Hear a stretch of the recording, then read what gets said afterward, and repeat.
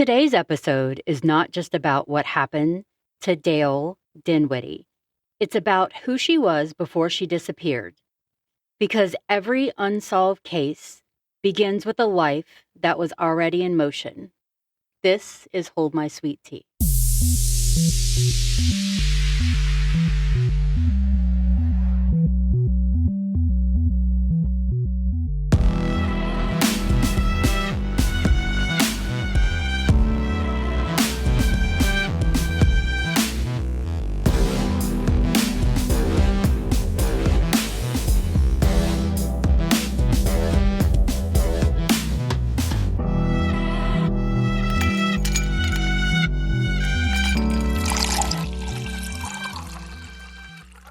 Good Monday morning. I'm Holly.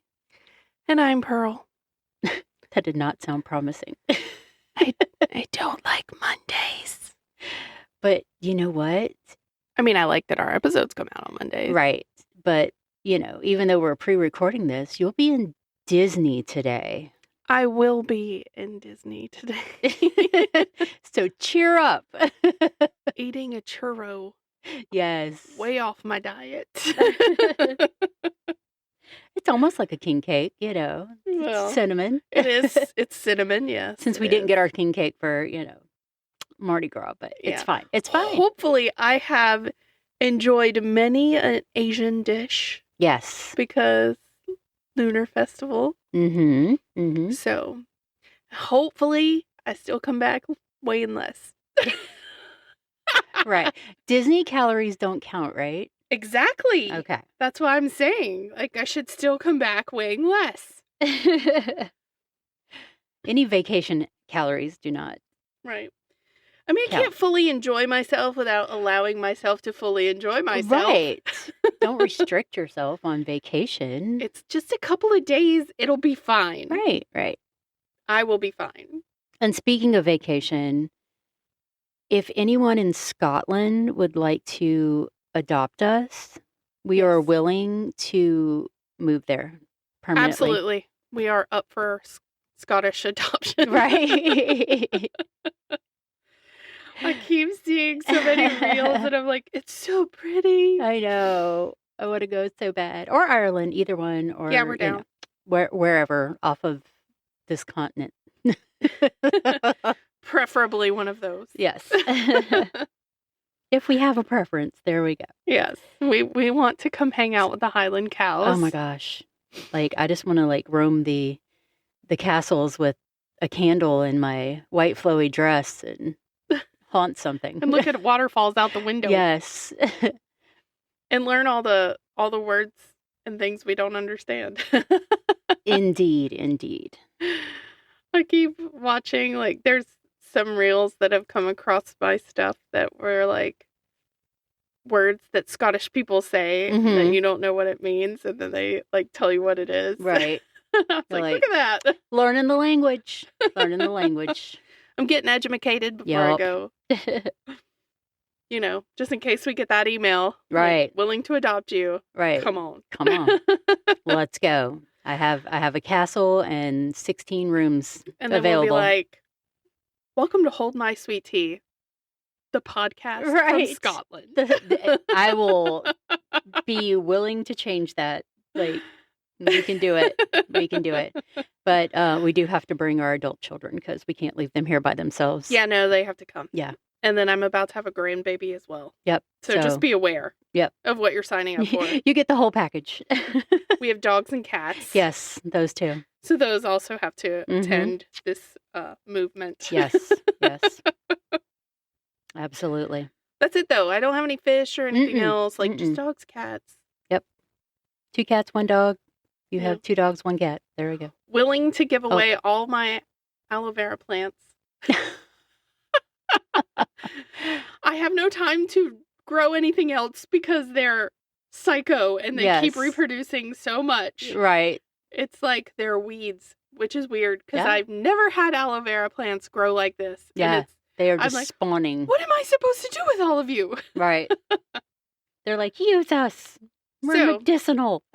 If you live in Louisiana and you would like an aloe vera plant, email us. Send us a message. Yes, send us a message. You can have a hold my sweet tea aloe vera plant. Right. I'll paint HMST on There the you outside go. There you go. a little ghost. All for you. On the little plastic planter. But, today we're not traveling to Scotland, but we are traveling to Columbia, South Carolina. Back in the SC. Yep, back in the SC. When you did yours, I was like, oh, mine's there too. Yeah.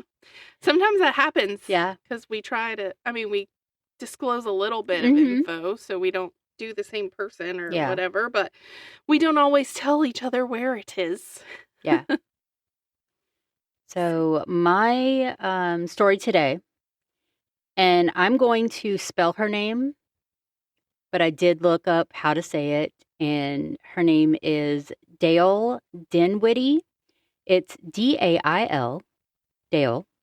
Very different. Different. Because I was like, Dail. I didn't know how to say it, so I had to look it up. Yeah. And then Dinwiddie, Dinwiddie. Very unique name. Before she, became the subject of an investigation, before her name appeared on flyers or news broadcasts, she was simply a young woman living her life. She was a Bridgerton woman. That's right. Lady Dinwiddie. There we go. It sounds right. It sounds good. And, she was a daughter who came home at night. She was a friend who made plans and kept them. Oh, she's better than me. Right. She was a student who showed up quietly and consistently to the life that she was building. She was a young adult. And I remember those days. And this was in September of 1992. So very, very remember those days because, yeah, I was going through pretty much those same things. I was 12. Well, she was 23 in 92. I was not quite 23 yet, but like I said, she was living in Columbia, South Carolina. She was taking graduate level art courses at the University of South Carolina. She had recently finished college and was still in that in-between space, no longer a student in the traditional sense, but not yet settled into whatever would come next. So just in that weird space. I mean, I remember those weird spaces in your early 20s. You're like, what do I do? Where do I go? I don't know. Transitioning times. Yeah. But, she had routines. She had people who expected to hear from her. And this was back before cell phones were huge and it was just kind of... I didn't even know what a cell phone was because I was 12. There was like the big one, like the ones you could get, like, I still have my phone in a bag that I had in my car, and it had like a receiver on it with a cord, and you could talk on it. Like, this was back in those days. So, you had to use a payphone or a pager to get in contact. Yes, had the beeper. Be like, beep me. And you had like little beep codes. Yeah. To whatever you needed. Yeah. And then they got fancy and you could call in and tell the operator what you wanted to say, like the message you wanted to say on there, and they had to type it out, and it was hilarious. Yeah. And it would be like pop up on the beeper screen. Yep. And they were like, oh my God, I can't believe you just said that to the beeper lady. The beeper lady. But okay. Yeah. So people who knew Dail often described her the same way. She was thoughtful, very gentle, observant, quiet girl. She wasn't the loudest person in the room. She didn't demand attention. She was the kind of person who listened more than she spoke.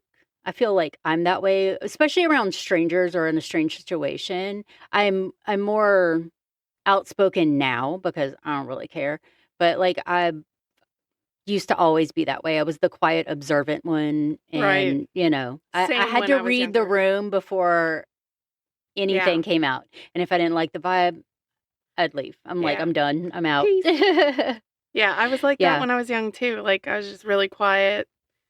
Mm-hmm. But not no more. Me either.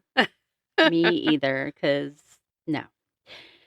Art mattered deeply to her. She had studied art history and continued taking art courses, drawn to the way art told stories without words. That was, and like she was quiet, but she was artsy. Mm-hmm. It was something that fit her personality, very reflective, patient, and intentional.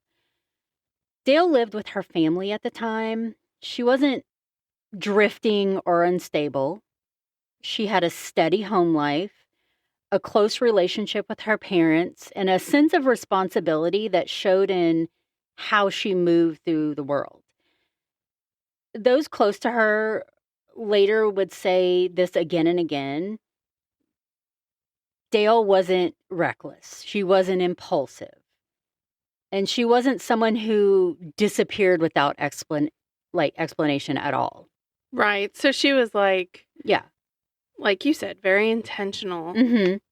and told people Yeah. if she was doing something different. Right. So at 23, life feels open, but it also feels grounded. You know which streets are familiar, which friends you trust, which places feel safe. Dail had friends she spent time with regularly, like most people did at that age. Sure. She wasn't isolated. She made plans. She went out. She enjoyed the rhythm of being young in a college town. The ease of familiar bars, familiar faces, familiar nights. I remember all that stuff.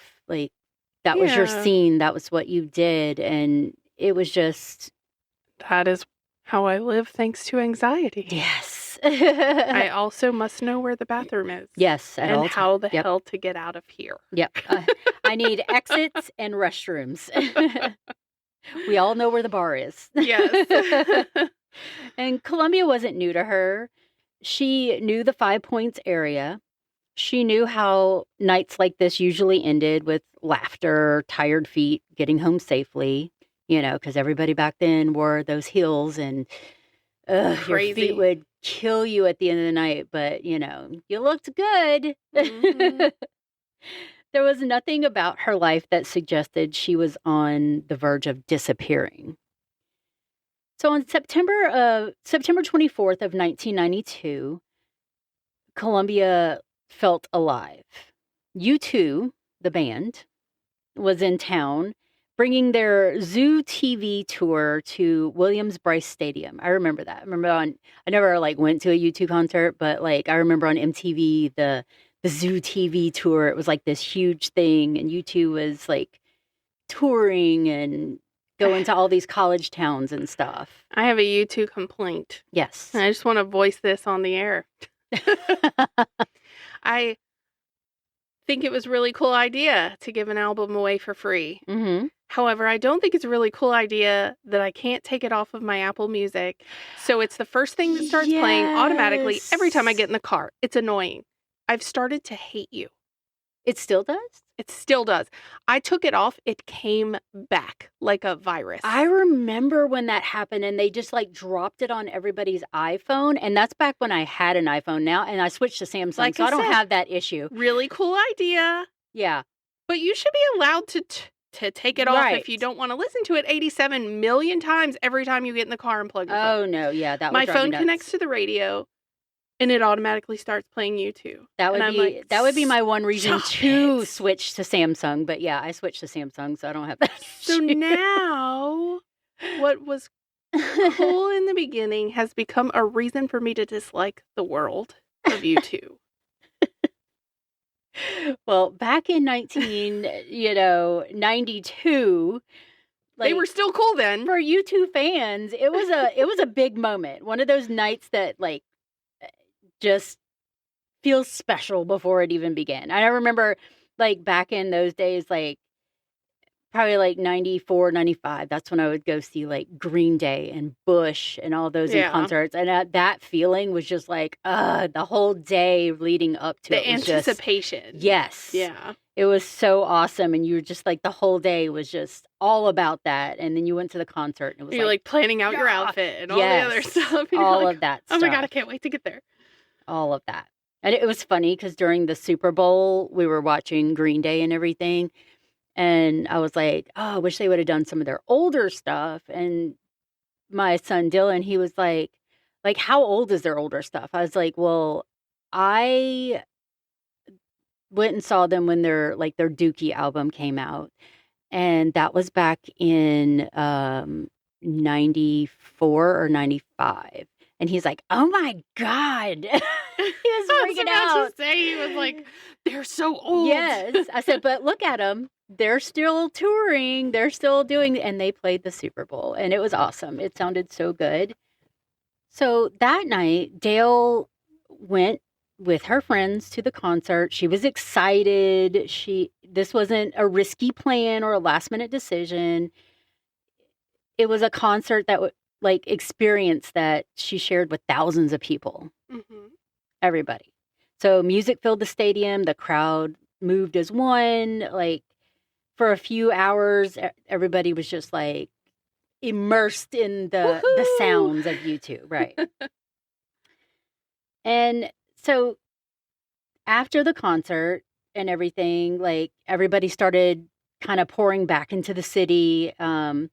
Like many people downtown that night, Dail and her friends, they weren't ready for the evening to end. Like you usually aren't. You're like, no, you got that adrenaline. Up. You're like, let's go. Yeah. So after the concert, they went to a popular local bar in the 5 Point district called Jungle Gyms, Jims. Jungle Gyms. Okay. And I bet Jungle Gyms was popping off, let me tell you. Right. I was about to say, I'm sure. It was crowded. They be jamming. It was loud. It was full of students and music and the familiar energy of late night. I remember going to LSU campus, the downtown Tiger bars and all that stuff around that time, and the energy was just insane. Did they tell everybody, welcome to the jungle, baby? Right? Jungle Gyms. But, friends moved through the space. People talked. Drinks were ordered. The night unfolded the way countless other nights had done before it. At some point after about 1 o'clock in the morning, Dail became separated from her friends. But no one panicked. No one raised an alarm. It's a busy bar. People drift apart. You see somebody else that you know, and you're like, hey, and you're over here talking or doing something like that. You eventually, get back together with your group that you were, with. But Dail, she couldn't find her friends and stuff, but she spoke to the bouncer at Jungle Gyms, not Jungle, Jungle, asking if he had seen her friends because they go in there all the time, so he knew who she hung out with. And she stood there for several minutes. She was just calm, patient, expecting this moment to resolve itself. And eventually the bouncer said she had walked away. But oddly enough, she left her purse behind. And I guess she was left it sitting there because she was going to come back and grab her stuff. But I don't know if I'd leave a purse sitting in a bar. I wouldn't either. So that makes me wonder if somebody didn't put something in their drink. Maybe. But that detail would become one of the most unsettling parts of the case. So Dail, she wasn't known to leave her belongings behind. So her purse held all girls' essentials that you would need for the evening.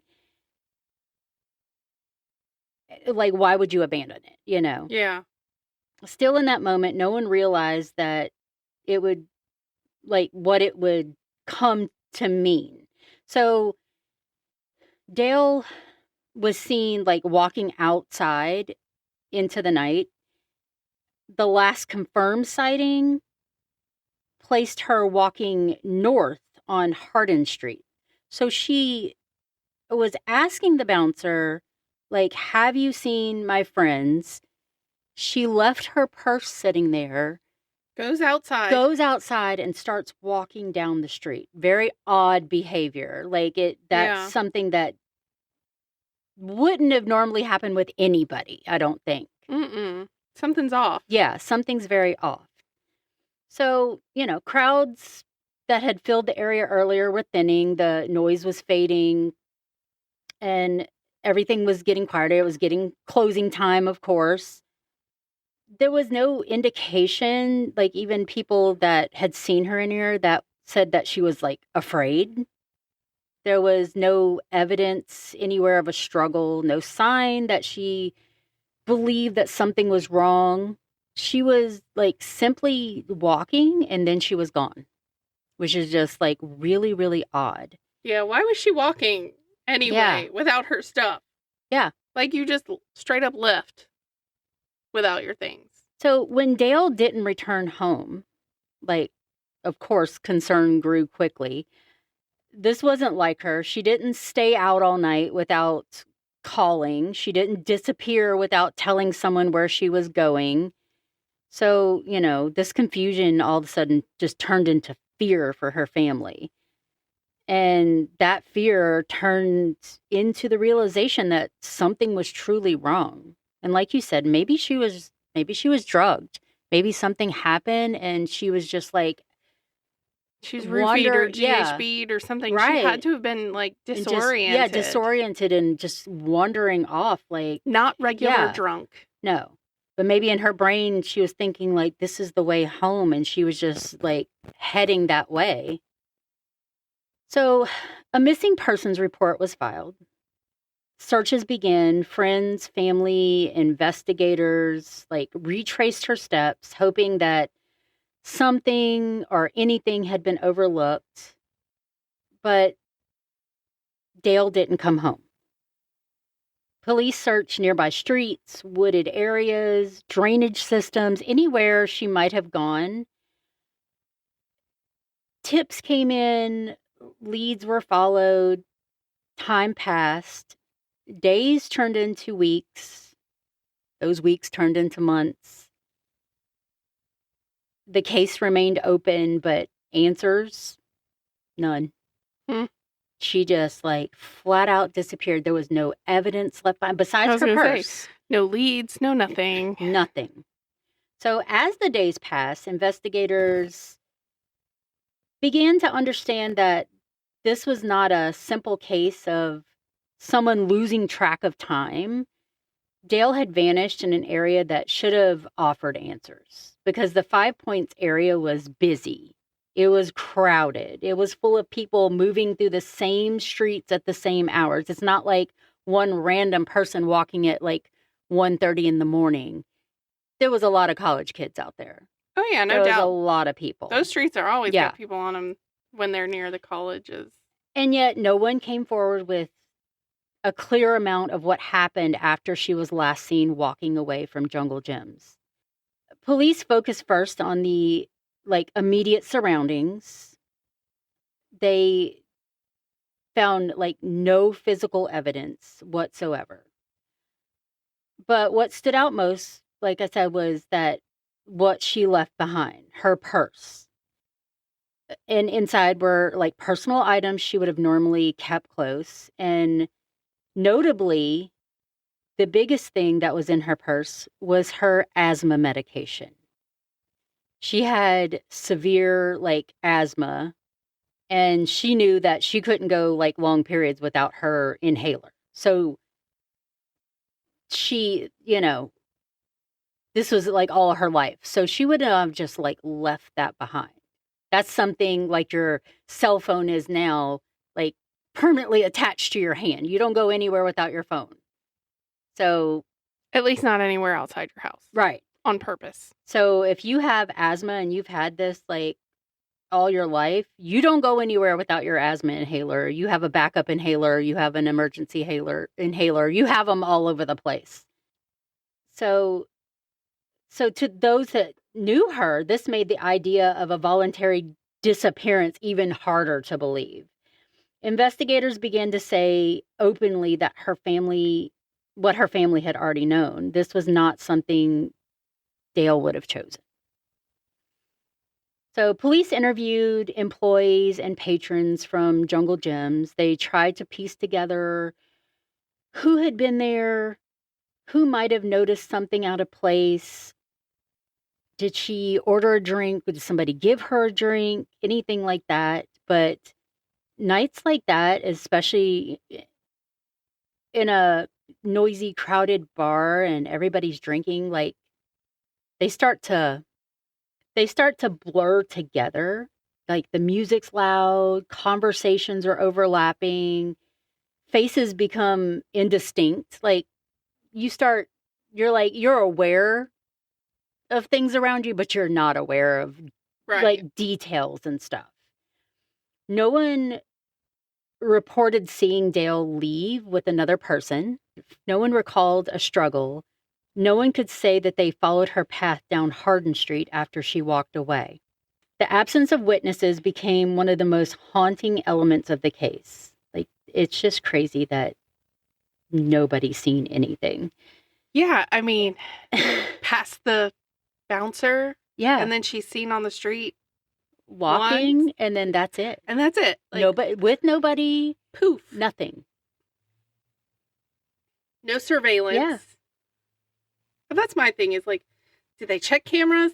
I don't know. But it was in 92, so did they have cameras? And they had those ugly ones. Yeah, like the old... Like, they were huge and CCTV, very noticeable. Yeah. Not that you'd get a good picture, but... Yeah. But it's just weird. And then, like, she just didn't vanish from an empty road or a remote area. She, like I said, there were a lot of people around.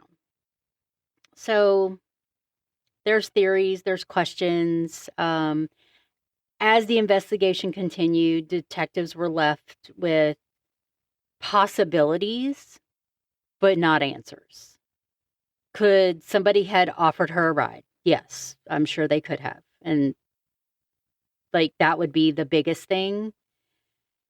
Could she have trusted the wrong person? Of course. Yeah. But could it have been somebody that she knew, and that's why she accepted the ride? Did something happen in the short window of time after she was last seen? Well, obviously, because she disappeared. She's gone, so... Right. Like, did she pass out somewhere and someone take advantage of the moment and snatch her up? I mean, who knows? Right.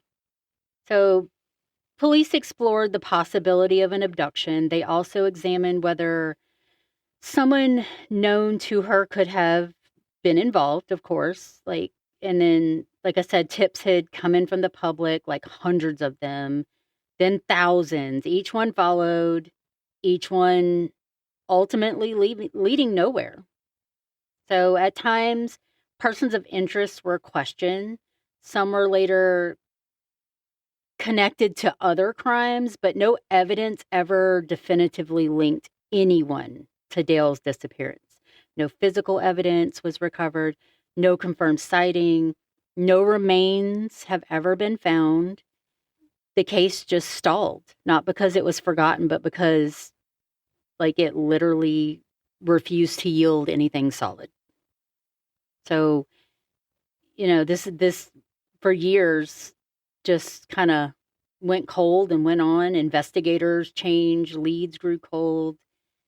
But this case has always remained open. And from time to time, like an age progression image of Dail would be released. Just be like, this is what she would look like now, possibly. Right, like a Have You Seen Me? Right. Because how many times have we seen, like, someone come forward and be like, no, I disappeared on purpose. Yeah.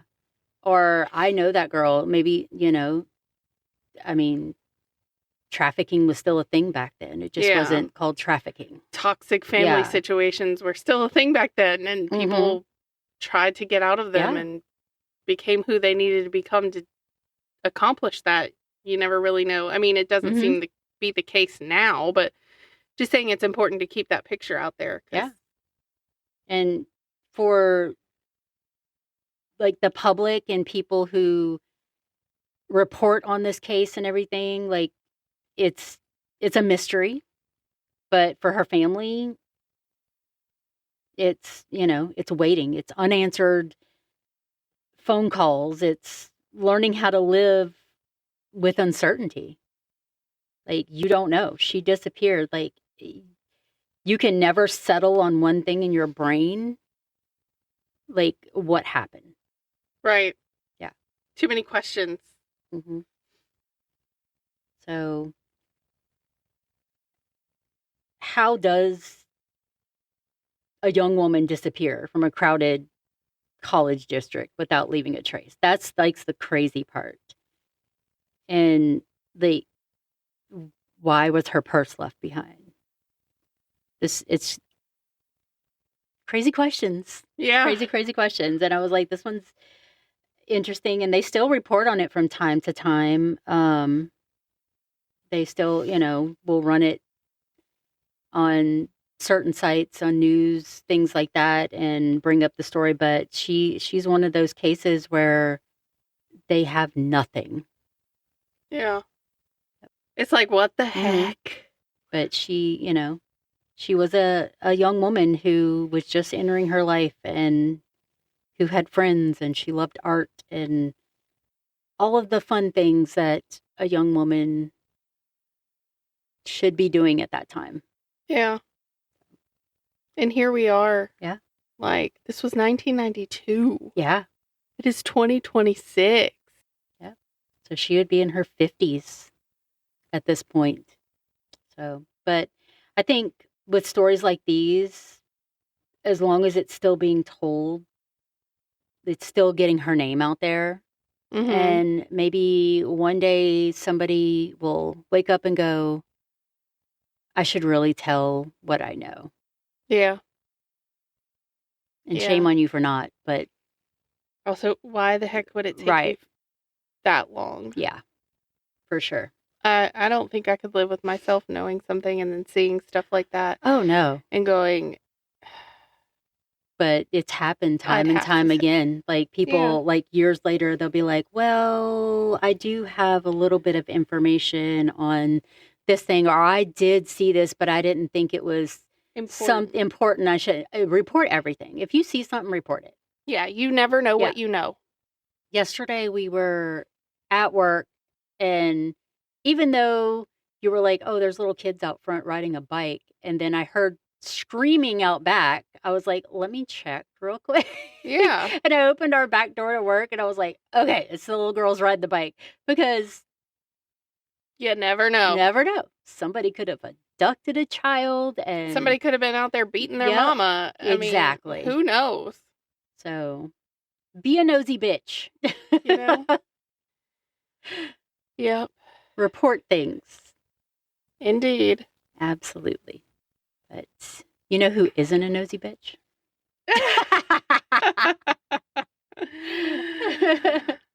That one's all on Holly, Patty. She's like, maybe I am, maybe I'm not. Like, how do you know? She has a good nose for music, though. Oh my gosh, she has the best nose for music and the best ears. If there's a nose for music, she could sniff out a good tune. That's right. She's like, I smell a good tune. That's the one right there. Thanks, Patty, for making our music. Yes. Thank you. Yeah. And then you guys don't forget about Sweet Tea After Dark. If you have a story to share with us, please send it. And we really hope y'all enjoyed the anonymous story that was posted on Thursday, because it was awesome. Yes, it was. It was great. Yes. It was exactly what we asked for. Right. So we're waiting. We're waiting. Send them in to holdmysweetteapodcast@gmail.com. We literally do a little dance when somebody emails us. I literally just did one just I know, now. you just did one. It's the happy dance. Yep. So email us, reach out to us on socials, do all of those cool things. Yepers. Yep. We're everywhere you are. Everywhere you want to be. Except for Scotland. Adopt us, please. Yeah, don't forget. And as always, Hold My Sweet Tea is a Drunken Bee production. Bzz. And you guys remember to stay safe out there, report stuff if you see it, and just because we're dipping doesn't mean you can't keep sipping. Bye.